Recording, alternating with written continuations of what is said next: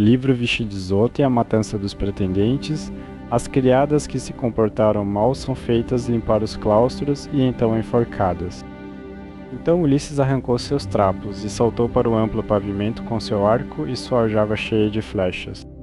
Derramou as flechas no chão a seus pés e disse: A poderosa disputa terminou. Hei de agora ver se Apolo há de me conceder acertar outro alvo que homem algum ainda acertou. Sobre isso mirou uma flecha mortal em Antínoo, que estava prestes a erguer uma taça dourada de 2 alças para beber seu vinho e já tinha nas mãos.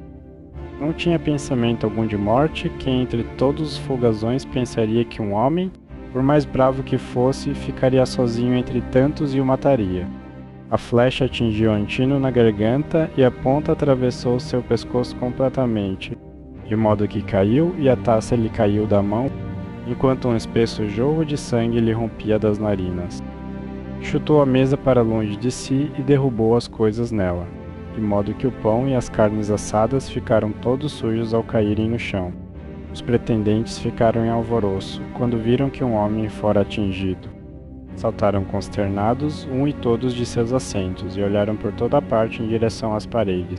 Mas não havia nem escudo nem lança, e repreenderam Ulisses muito iradamente.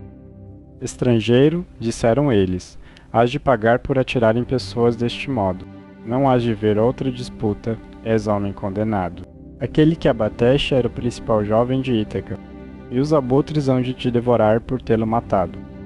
Assim falaram, pois pensavam que ele matara Antínoo por engano, e não perceberam que a morte pairava sobre a cabeça de cada um deles.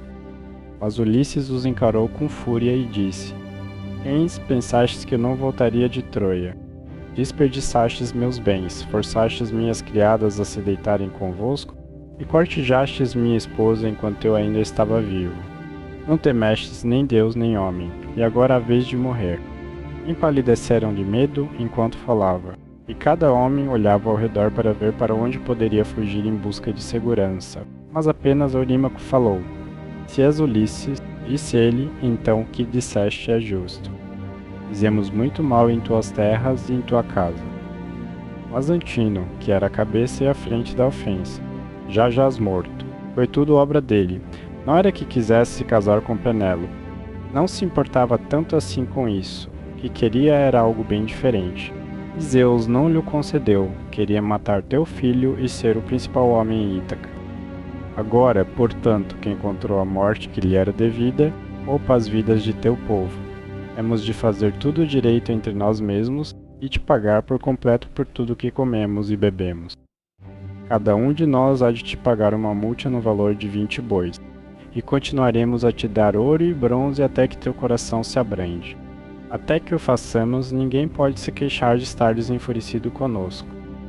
Ulisses de novo o encarou com fúria e disse: Ainda que me desses tudo o que tendes no mundo tanto agora quanto tudo o que jamais terei, não hei de deter minha mão até ter-vos pagado a todos por completo.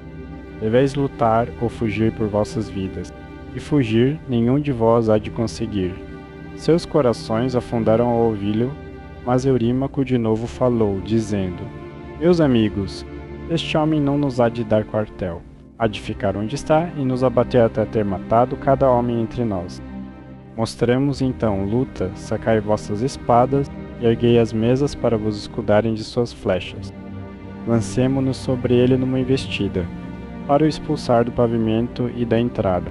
Podemos então passar para a cidade e levantar tal alarme que logo há de deter-se ao atirar. Ao falar, sacou sua lâmina afiada de bronze, afiada dos 2 lados, e com um grito alto saltou em direção a Ulisses, mas Ulisses instantaneamente atirou uma flecha em seu peito que o apanhou pelo mamilo e se fixou em seu fígado.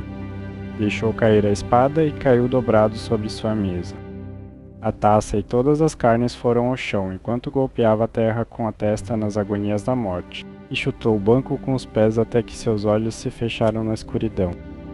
Então Anfínomo sacou sua espada e foi direto a Ulisses para tentar afastá-lo da porta. Mas Telêmaco foi rápido demais para ele. O golpeou por trás, a lança o apanhou entre os ombros e atravessou seu peito completamente, de modo que caiu pesadamente ao chão e bateu a testa na terra. Então Telêmaco saltou para longe dele, deixando sua lança ainda no corpo, pois temia que se ficasse para retirá-la, algum dos aqueus pudesse se aproximar e o golpear com sua espada, ou derrubar. Então partiu correndo e imediatamente estava ao lado de seu pai. Então disse: Pai, deixa-me te trazer um escudo, 2 lanças e um capacete de bronze para tuas têmporas. Hei de me armar também, e trarei outra armadura para o porqueiro e o vaqueiro, pois é melhor que estejamos armados. Corre e busca-os, respondeu Ulisses, enquanto minhas flechas durarem, ou quando estiver sozinho, pode me afastar da porta. Telêmaco fez como seu pai dissera, e foi ao depósito onde a armadura era guardada. Escolheu 4 escudos, 8 lanças e 4 capacetes de bronze com penachos de crina de cavalo. Trouxe-os com toda a pressa a seu pai, e se armou primeiro, enquanto o vaqueiro e o porqueiro também vestiam sua armadura, e tomavam seus lugares perto de Ulisses. Enquanto isso, Ulisses, enquanto suas flechas duravam, estivera atirando nos pretendentes um por um, e caíam densamente uns sobre os outros. Quando suas flechas se esgotaram, pôs o arco a encostar contra a parede do fundo da casa, junto ao batente da porta, e pendurou um escudo de 4 peles de espessura sobre os ombros. Sobre sua bela cabeça pôs seu capacete, bem trabalhado com um penacho de crina de cavalo que balançava ameaçadoramente acima dele. E agarrou 2 formidáveis lanças ferradas de bronze. Ora havia um alçapão na parede, enquanto numa extremidade do pavimento havia uma saída levando a uma passagem estreita, e essa saída era fechada por uma porta bem feita. Ulisses disse a Filécio que ficasse junto a esta porta e aguardasse, pois apenas uma pessoa poderia atacá-la de cada vez. Mas Agelau gritou: Não pode alguém subir ao alçapão e contar ao povo o que se passa. A ajuda viria de imediato e logo daríamos fim a este homem e a seu atirar. Isto não pode ser, Agelau, respondeu Melâncio. A boca da passagem estreita fica perigosamente perto da entrada do pátio externo. Um homem bravo poderia impedir qualquer número de entrar. Mas sei o que hei de fazer. Hei de vos trazer armas do depósito, pois tenho certeza de que é ali que Ulisses e seu filho as puseram. Sobre isso, o pastor de cabras Melâncio foi por passagens dos fundos ao depósito da casa de Ulisses. Ali escolheu 12 escudos com tantos capacetes e lanças, e os trouxe de volta o mais depressa que pôde para dá-los aos pretendentes. O coração de Ulisses começou a lhe faltar quando viu os pretendentes vestindo sua armadura e brandindo suas lanças. Viu a grandeza do perigo e disse a Telêmaco: Alguma das mulheres dentro está ajudando os pretendentes contra nós, ou pode ser Melâncio. Telêmaco respondeu: A culpa, pai, é minha, e só minha. Deixei a porta do depósito aberta, e mantiveram vigilância mais atenta do que eu. Vai, ou meu, fecha a porta, e vê se é alguma das mulheres que está fazendo isso. Ou se, como suspeito, é Melâncio, filho de Dole. Assim conversaram. Enquanto isso, Melâncio ia de novo ao depósito buscar mais armadura. Mas o porqueiro o viu e disse a Ulisses, que estava a seu lado: Ulisses, nobre filho de Laertes, é aquele patife Melâncio, exatamente como suspeitamos, que vai ao depósito. Dize, hei de matá-lo, se conseguir levar vantagem sobre ele, ou hei de trazê-lo aqui para que tomes tua própria vingança por todos os muitos males que fez em tua casa. Ulisses respondeu: Telêmaco e eu hemos de manter estes pretendentes sob controle. Não importa o que façam, voltai ambos e amarrai as mãos e pés de Melâncio atrás dele. Atirai-o dentro do depósito e prendei a porta bem atrás de vós. Então prendei um laço em torno de seu corpo, e o enforcai bem próximo às vigas de uma alta trave de sustentação, para que se demore agonizando. Assim falou ele, e fizeram exatamente como dissera. Foram ao depósito, no qual entraram antes que Melâncio os visse, pois estava ocupado procurando armas na parte mais interna do quarto. Então os dois tomaram posição em cada lado da porta e esperaram. Aos poucos Melâncio saiu com o capacete numa mão, e um velho escudo apodrecido e seco na outra, que fora carregado por Laertes quando era jovem, mas que fora muito posto de lado e as correias já se tinham desfeito. Sobre isso, os dois o agarraram, o arrastaram de volta pelos cabelos e o atiraram debatendo-se ao chão. Dobraram-lhe as mãos e pés bem atrás das costas, e os amarraram apertados com um nó doloroso, como Ulisses lhes dissera. Então prenderam um laço em torno de seu corpo e o enforcaram de um alto pilar até que ficasse bem próximo às vigas. E sobre ele então te gabaste, ó porqueiro meu, dizendo, Melâncio, hás de passar a noite numa cama macia como mereces. Hás de saber muito bem quando a manhã vier das correntes de oceano, e for hora de conduzires tuas cabras para os pretendentes festejarem. Ali, então, o deixaram em cativeiro muito cruel. E tendo vestido sua armadura, fecharam a porta atrás de si e voltaram para tomar seus lugares ao lado de Ulisses, sobre o que os 4 homens ficaram de pé no claustro, ferozes e cheios de fúria. Ainda assim, aqueles que estavam no corpo do pátio ainda eram tanto bravos quanto numerosos. Então a filha de Zeus, Atena, se aproximou deles, tendo assumido a voz e forma de mentor. Ulisses ficou contente ao vê-la e disse, Mentor, empresta-me tua ajuda, e não esqueças teu velho companheiro, nem os muitos bons serviços que te fez. Além disso, és de minha idade. Mas o tempo todo sentia certeza de que era Atena, e os pretendentes do outro lado ergueram um alvoroço quando a viram. Agelau foi o primeiro a censurá-la. Mentor, exclamou ele, não deixes Ulisses te iludir a ficar de seu lado e lutar contra os pretendentes. Isto é o que hemos de fazer. Quando tivermos matado esta gente, pai e filho, hemos de te matar também. Hás de pagar por isso com tua cabeça, e quando te tivermos matado, hemos de tomar tudo o que tens, dentro ou fora de casa, e o pôr junto com a propriedade de Ulisses. Não hemos de deixar teus filhos viverem em tua casa, nem tuas filhas, nem tampouco tua viúva há de continuar a viver na cidade de Ítaca.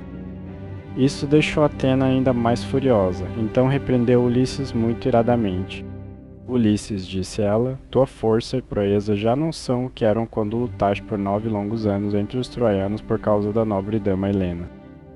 Mataste muitos homens naqueles dias, e foi através de teu estratagema que a cidade de Príamo foi tomada. Como é que estás tão lamentavelmente menos valente agora que estás em teu próprio terreno? Face a face com os pretendentes em tua própria casa. Vem, meu bom amigo, fica a meu lado e vê como mentor.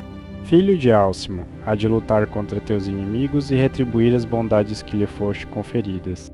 Mas ainda não lhe daria a vitória completa, pois desejava ainda mais provar sua própria proeza e a de seu bravo filho. Então voou até uma das vigas no teto do claustro e sentou-se nela na forma de uma andorinha.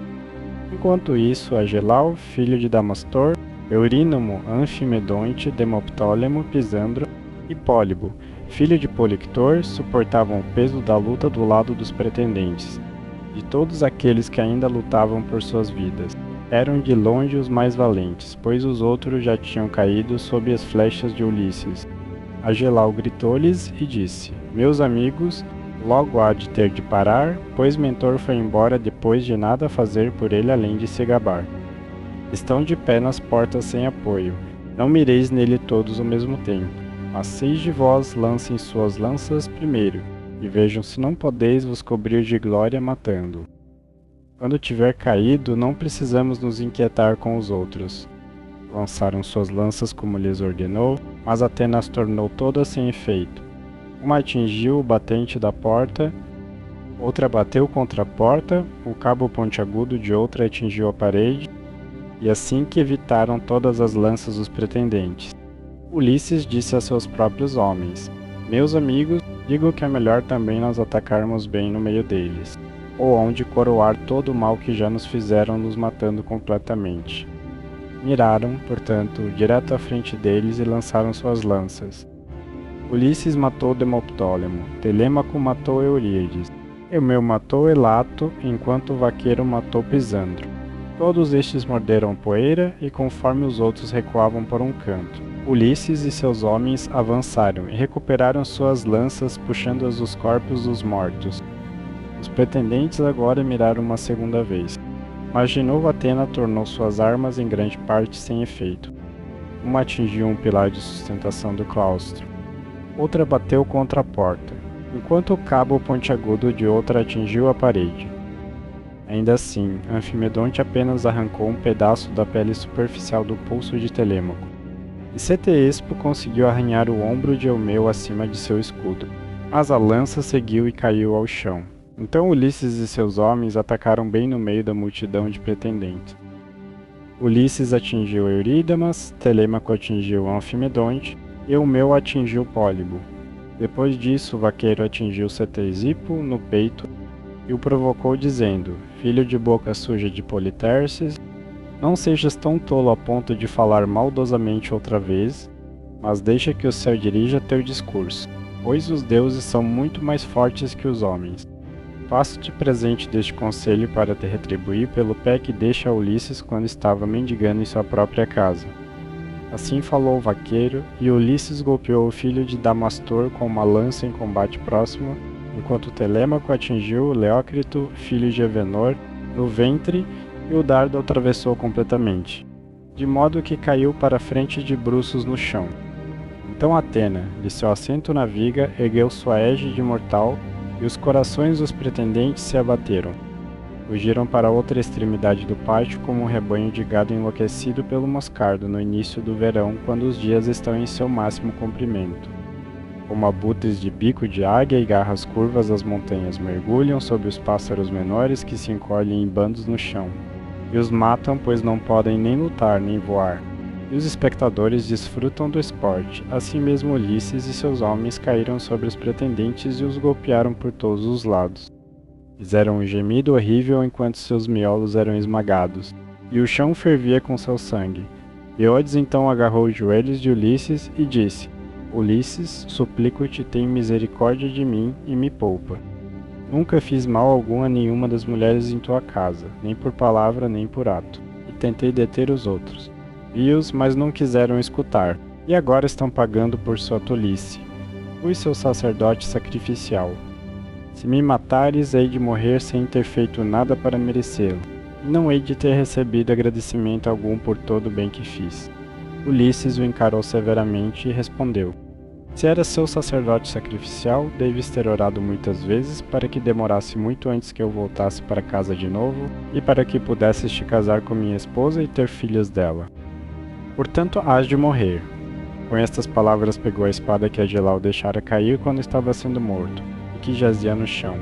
Então golpeou Leodes na nuca, de modo que sua cabeça caiu rolando na poeira enquanto ainda falava. O menestrel fêmeo, filho de Terpes, aquele que fora forçado pelos pretendentes a cantar para eles, agora tentou salvar sua vida. Estava de pé perto do alçapão e segurava sua lira na mão.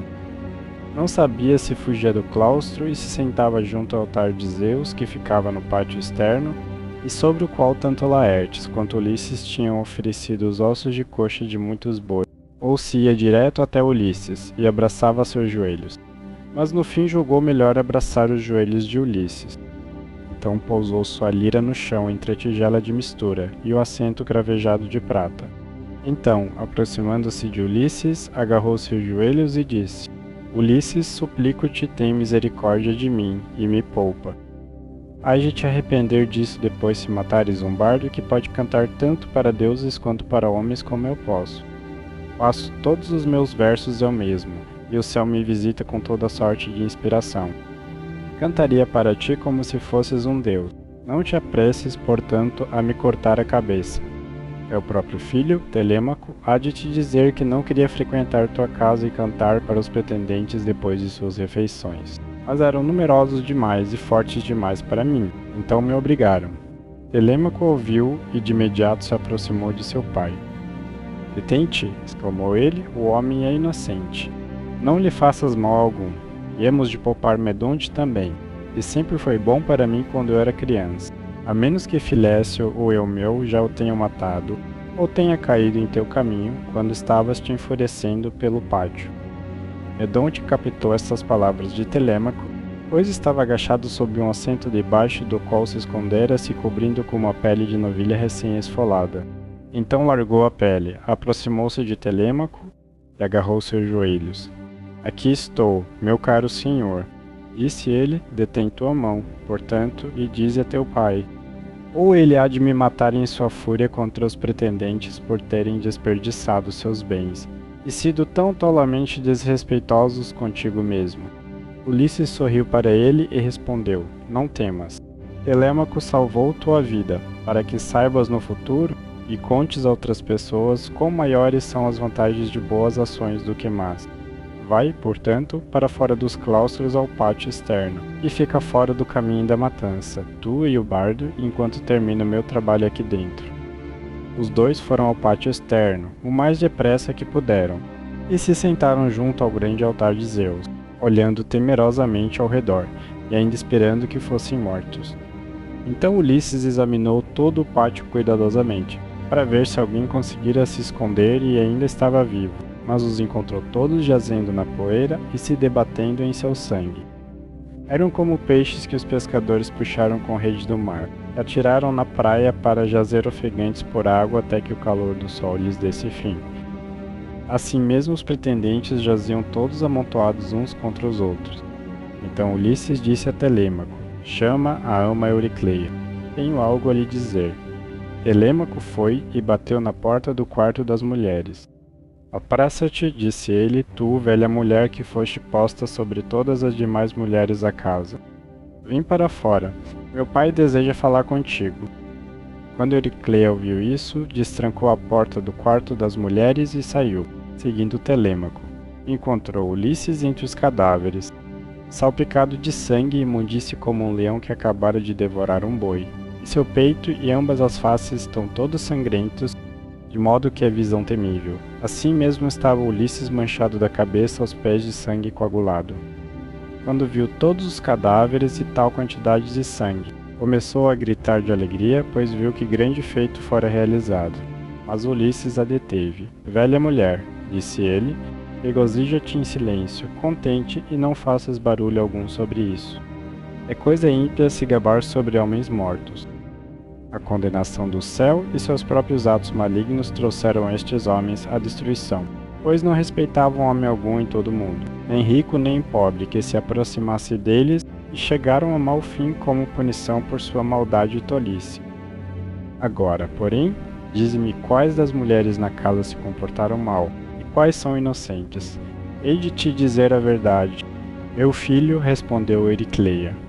Há 50 mulheres na casa a quem ensinamos a fazer coisas, tais como cardar lã e todo tipo de trabalho doméstico.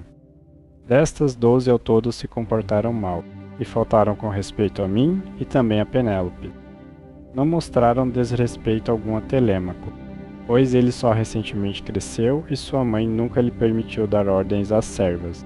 Mas deixa-me subir e contar à tua esposa tudo o que aconteceu, pois algum deus a tem enviado ao sono. Não acordes ainda? Respondeu Ulisses, mas dize às mulheres que se comportaram mal que venham a mim.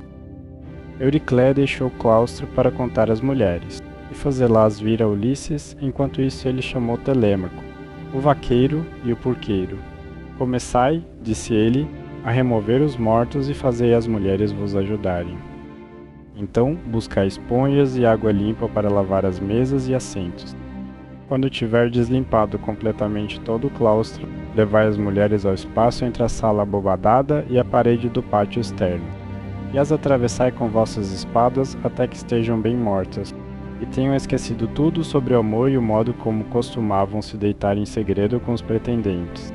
Sobre isso as mulheres desceram em corpo, chorando e lamentando amargamente. Primeiro carregaram os corpos mortos para fora, e os encostaram uns contra os outros na casa do portão. Ulisses as comandava e as fazia fazer seu trabalho depressa, então tiveram de carregar os corpos para fora. Quando terminaram isso, limparam todas as mesas e assentos com esponjas e água, enquanto Telêmaco e os outros dois recolhiam com pau o sangue e a sujeira do chão, e as mulheres o carregavam todo embora e o punham para fora das portas. Então, quando tiveram deixado todo o lugar bastante limpo e ordenado, levaram as mulheres para fora e as encurralaram no espaço estreito entre a parede da sala abobadada e a do pátio, de modo que não pudessem escapar, e Telêmaco disse aos outros dois: Não hei de deixar essas mulheres morrerem morte limpa, pois foram insolentes comigo e com minha mãe, e costumavam dormir com os pretendentes. Dizendo isso, prendeu um cabo de navio a um dos pilares de sustentação que sustentavam o teto da sala abobadada, e o prendeu em toda a volta do edifício. a boa altura para que nenhum dos pés das mulheres tocasse o chão, como tordos ou pombas batem contra uma rede que foi armada para elas no matagal. Justo quando estavam chegando a seu ninho, e um destino terrível as aguarda. Assim mesmo tiveram as mulheres de pôr as cabeças em laços, uma após a outra, e morrer da forma mais miserável. Seus pés se moveram convulsivamente por um tempo, mas não por muito. Quanto a Melâncio, o levaram através do claustro ao pátio interno. Ali lhe cortaram o nariz e as orelhas, arrancaram suas entranhas e as deram cruas aos cães. E então em sua fúria lhe cortaram as mãos e os pés. Quando terminaram isso, lavaram as mãos e os pés e voltaram para dentro da casa, pois tudo agora terminara, e Ulisses disse à querida velha ama Euricleia: Traze-me enxofre que purifica toda a poluição, e traze fogo também para que eu queime e purifique os claustros. Vai, além disso, e dize a Penélope que venha aqui com seus assistentes, e também todas as criadas que estão na casa. Tudo o que disseste é verdade, respondeu Euricleia, mas deixa-me te trazer algumas roupas limpas, uma túnica e manto. Não continues a usar esses trapos nas costas por mais tempo. Não é correto. Primeiro acende-me um fogo, replicou Ulisses. Trouxe o fogo e o enxofre. Como lhe ordenara, e Ulisses purificou completamente os claustros e tanto o pátio interno quanto o externo. Então entrou para chamar as mulheres e lhes contar o que acontecera, sobre o que vieram de seu aposento com tochas nas mãos, e cercaram Ulisses para o abraçar, beijando sua cabeça e ombros e segurando suas mãos. Isso o fez sentir como se quisesse chorar, pois se lembrava de cada uma delas. E assim termina mais um capítulo dessa história. Para acompanhar a sequência completa, é só conferir a playlist aqui na descrição. Se inscreve, ativa o sininho e te vejo no próximo capítulo.